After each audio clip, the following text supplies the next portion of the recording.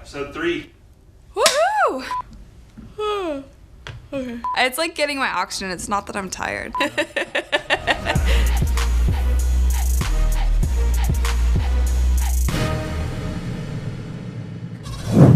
Hey guys, I'm Rachel and welcome to NBA2KTV. I know that you guys have been having a really fun time scanning your own faces to put inside the game, but did you ever wonder how we get our athletes' entire bodies into the game? Well, fortunately for me, I got the chance to find out firsthand.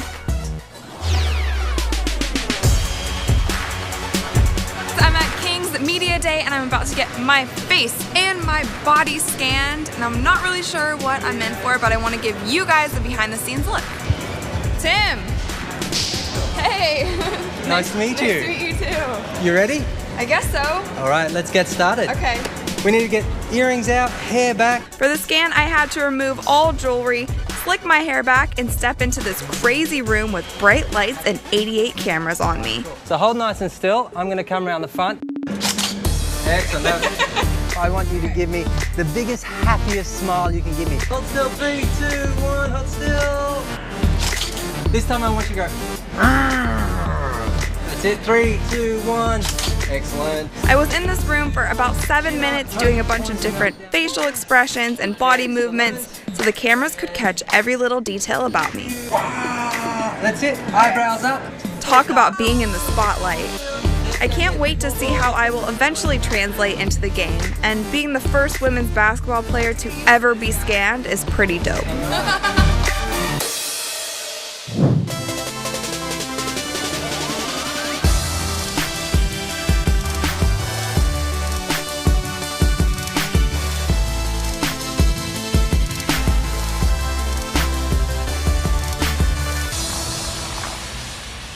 I was thrilled that you guys loved my chat with Ernie Johnson in last week's episode, and this week we get to hear what the big dog has to say.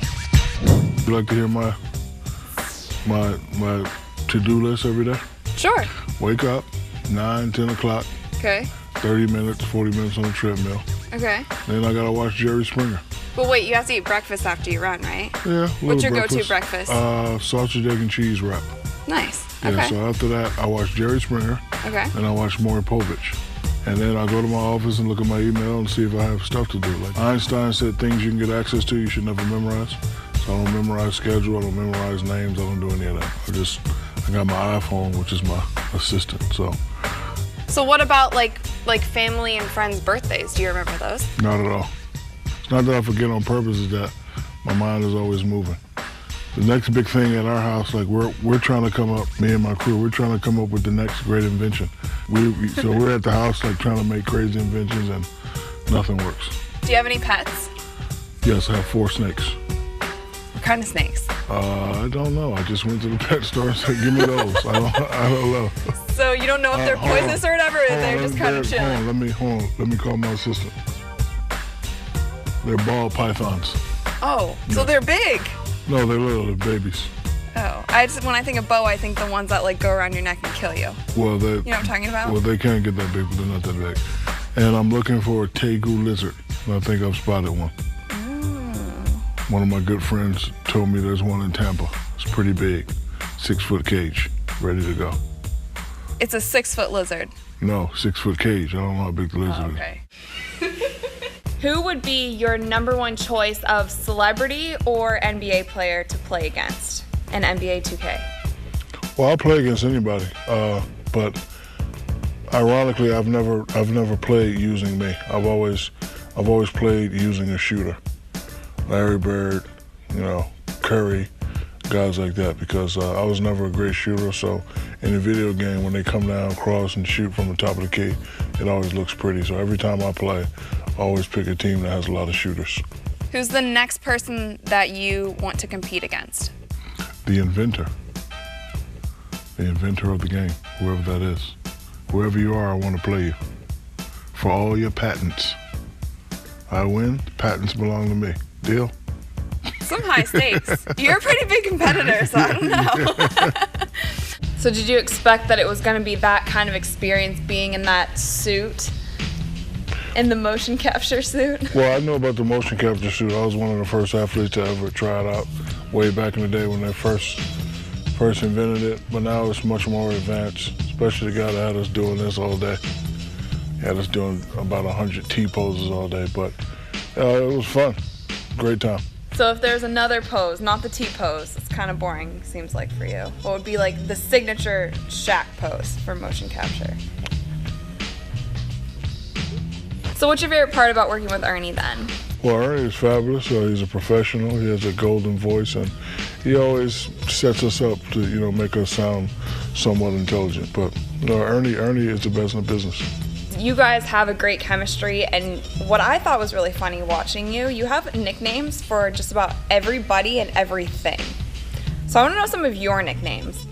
Well, Shaq, Diesel, Big Aristotle, Big Cactus when I played in Phoenix, Big Shamrock when I played in Boston. My new one, El Padrino Negro, because I'm big in the Hispanic community.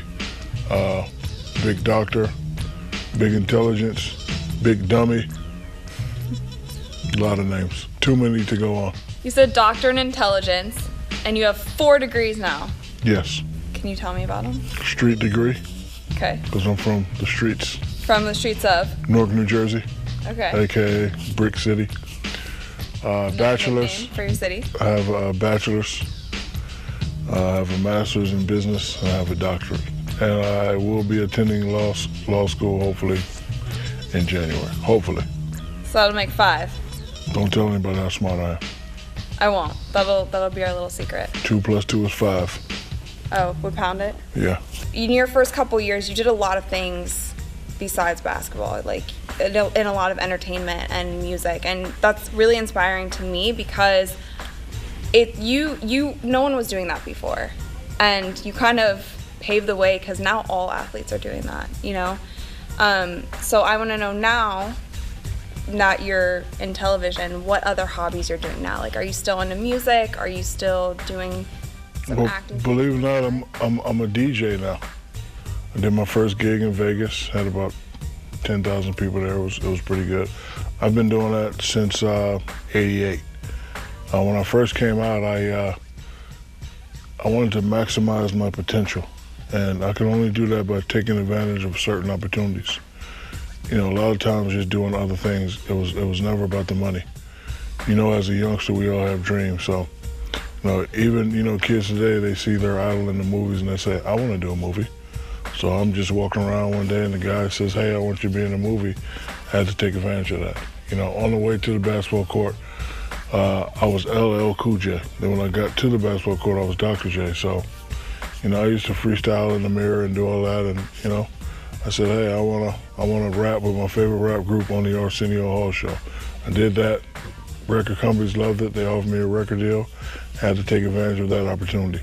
Growing up, looking at Michael Jordan and his shoe, when I became a pretty good high school player, I said, you know what? I wouldn't mind having the Shaq shoe. So everything that I've done, if you look at the Shaq O'Neal brand, it's a fun-loving lifestyle brand, but it's a brand that, I always wanted to maximize my potential and take advantage of good, fun opportunities. So what advice would you give young kids, probably a lot of them that play the game, that aspire to be NBA athletes in the future or be in your position on television now? Well, I was just always telling them to follow your dreams, work hard.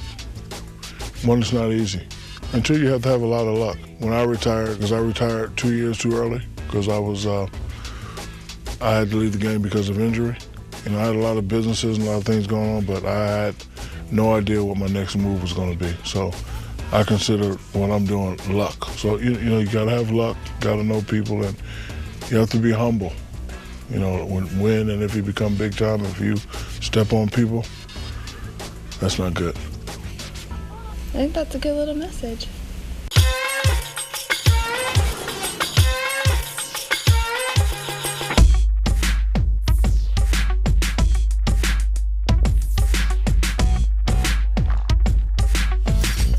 Hey guys, I'm back with Mr. Mike Wang. Hey Rachel, it's good to be back again. Some more drills. We're going over ball handling today. We have 2 of the best dribblers in the league, Chris Paul and Jamal Crawford. I met Chris Paul. Yeah. He's super nice. You know what he said? What? He said that I had the best job in the world. That's awesome. Which I thought was hilarious, being a pro Yeah. basketball player, that they would say that. So everything for the ball handling is all on the pro stick, which we've gone over last couple videos. Yes. With shooting. But now, you're not gonna hold it down, you're gonna flick it, like Right. tap it. All right, stand next to me. Here, we're gonna show you the basic stuff first. All right. All right, so if the ball's in your right hand, just flick the stick to the left, flick the pro stick to the left, crossover. Flick it toward us now, so down. And you'll do it behind the back. There you go. Got You it. do it like back right, you'll get like a between the legs. So basically wherever you flick the stick is kind of where you want the ball to go. Got it. All right, spin, we're gonna twirl it. Twirl the stick and let go. Nice, he's got a nice spin move Yeah. too. Yeah, He's nasty with He's his got really handles. sick handles. If you're holding down the sprint button and you flick the stick in different directions, you'll get different moves. Okay? Cool. So we call them escape, like escape hezzies, like that, where you clear more space, or escape crosses, step back. So hold down sprint and then So just these are tap the probably right really stick. good when you're in the backcourt. Yeah, definitely. You want to use them. It's good for like setting a guy up. Oh, speaking of setting a guy up, so if you are, this is new to the game this year. So stand next to me again. It's easier so we can explain it. So if you tap the pro stick toward the basket, you're gonna get a signature sequence. So the ball's got Awesome. that. Woo! And so that out of this, you can chain into other dribble moves. Say Chris Paul's a different one. That's sick. Let's do it at the same time. Ready? Ready? 1, 2, 3. Yeah, so he's got a very different one than mine. But yeah, you want to use these to set your guy up. So if you see, when you do these moves, the defender's going to react to you. Like if you like you did a little jab with your left foot there, he's probably going to shift to the defender's going to shift to your left. So if he does that, then you can just take off, get to the Awesome. rim. So there's driving moves too. If you're moving, same deal. If you're driving toward the basket, tapping the stick in different directions will give you different moves too. Awesome. Jamal, he's got a really nice behind the back move. So drive toward the basket and then tap the right stick away from the hoop. He's got a nice behind the back. So he uses this all the time. Oh, that's- See how he skips and gets so much space? So much space. So do that, like if you do that move and then you shoot out of it, you almost always get an open jumper. Which for him, it doesn't really matter so much, you know? I miss him. He used to be a Bull. Now back he's in in the day. LA. He Now went he's a Hollywood Clipper. on ya. I know. They're a fun team to watch though. I love So the much Clippers. fun. Seeing their signature moves right here makes Yeah. you want to go take it on the court. My favorite's Derrick Rose. I love his. He's got a little stutter step, chop step. So yeah. What about Kyrie's? Kyrie's is crazy. He does like, he's real low to the ground. Yeah. He's got Kyrie's one of those, I think he might have the best handle in the league. It's debatable. And It's- there's probably more dribbling stuff you could teach us about. There's always more. Always There's so much more. more, but we don't want to overwhelm people. So we can Yeah, have you start with back the again basics. though.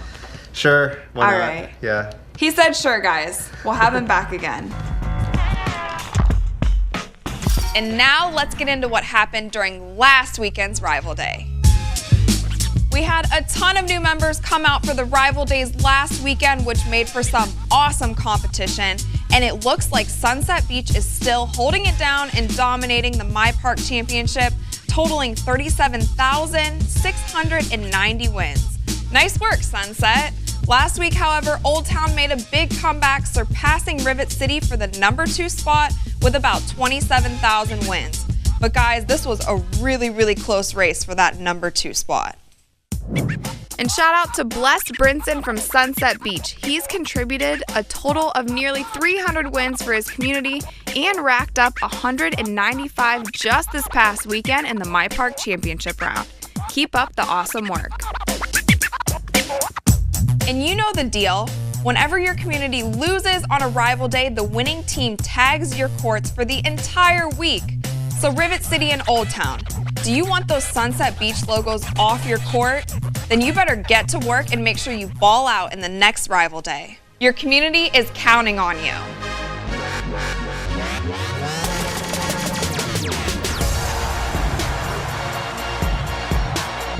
This all set in the pit for Brown. Oh, get it!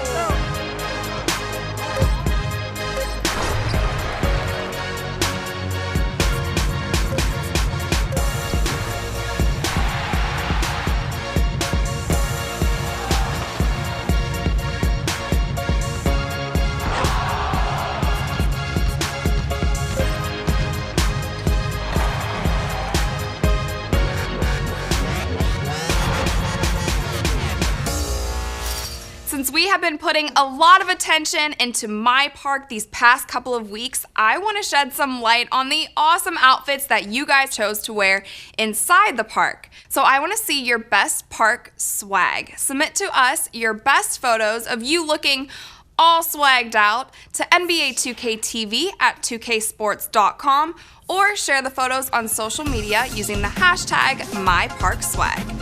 I'll be showing off some of the swaggiest outfits on a future episode.